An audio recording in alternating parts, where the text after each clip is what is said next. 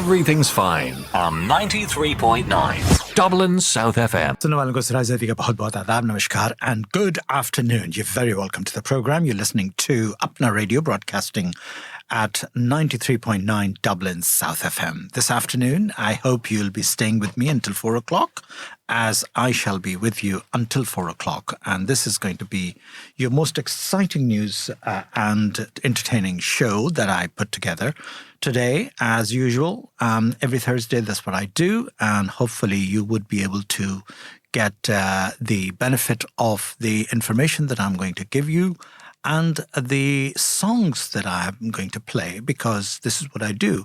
I play songs and I play a bit of information, bit of a news, what's going on in the world out there.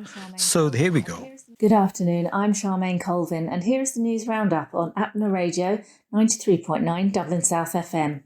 As voting in the general election in India winds down, with voting ending on the 1st of June and the announcement of results 4 days later, Prime Minister Narendra Modi and all other hopeful parties are focusing on securing votes from the northern state of Uttar Pradesh, India's most densely populated state.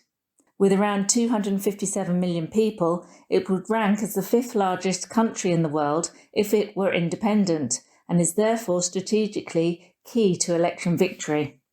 Uttar Pradesh, one of 3 states which are voting in all 7 phases of the 44-day election, elects 80 MPs in the 543-member lower house of parliament.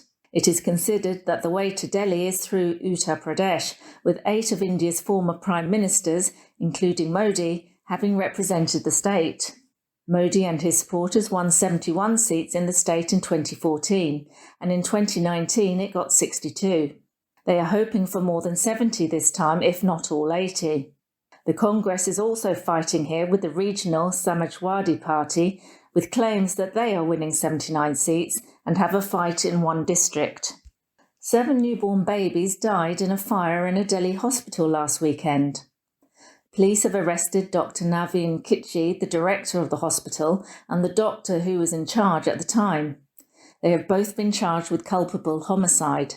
The hospital in Delhi's Vivek Vihar neighbourhood was operating without a valid licence, and an investigation has found that the hospital did not have fire extinguishers or an emergency exit. The hospital was permitted to have 5 beds, but had doubled its capacity. Dr. Akashi, who was on duty at the time, was also not qualified to treat the newborns in intensive care. It is thought the fire, which rapidly spread through the building, could have been due to an exploding oxygen cylinder. A magisterial inquiry is underway. The grandson of former Prime Minister H.D. Devi Gowda is set to return to India after fleeing the country amid accusations of rape and sexual abuse. Prajwal Revna, an MP from the Hassan district in Karnataka, who is seeking re-election, left India after thousands of USB sticks with videos of the alleged abuse were distributed in his home state. He has agreed to return to India and appear before the police investigation team, citing the allegations as a political conspiracy. A special investigation team has been formed to look into the charges against Mr. Revna, as a number of women have since come forward with complaints of rape against the MP. India's Reliance Industries, operator of the world's biggest refining complex, has signed a 1-year deal with Russian company Rosneft to buy at least 3 million barrels of oil a month in rubles, according to Reuters sources. The move to payments in Russian currency follows President Vladimir Putin's push for Moscow and its trading partners to find alternatives to the Western financial system to facilitate trade despite US and European sanctions.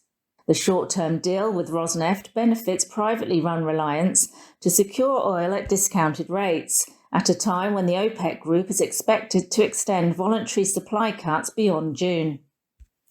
Temperatures have risen to more than 50 degrees Celsius in parts of northern and central India, as the country deals with extreme heat wave conditions thought to be brought on by climate change. More than 37 cities in India recorded temperatures over 45 degrees, with parts of Delhi reaching a record-breaking 49.9. India's Weather Office has issued a severe heatwave alert for parts of the city, with 3 deaths caused by a heat stroke reported earlier this week. Indian summers, which are from March to September, are usually hot and humid, but the weather department say India is likely to experience longer and more intense heat waves this year. Indian filmmaker Payal Kapadia received an 8-minute long standing ovation on Thursday as her new film All We Imagine as Light premiered in the main competition section of the Cannes Film Festival. The narrative feature focuses on the real immigrants of Mumbai and has been highly praised by film critics across the board. The Guardian awarded the film 5 stars, describing it as glorious, an absorbing story of humanity. Although the biggest film-producing country in the world, India has never won a Palme d'Or or one of the other key Cannes awards. This year could be the one. That's all from me. You have been listening to the latest news on Apna Radio, 93.9 Dublin South FM. Thank you so much, Charmaine. And that is fantastic news for India that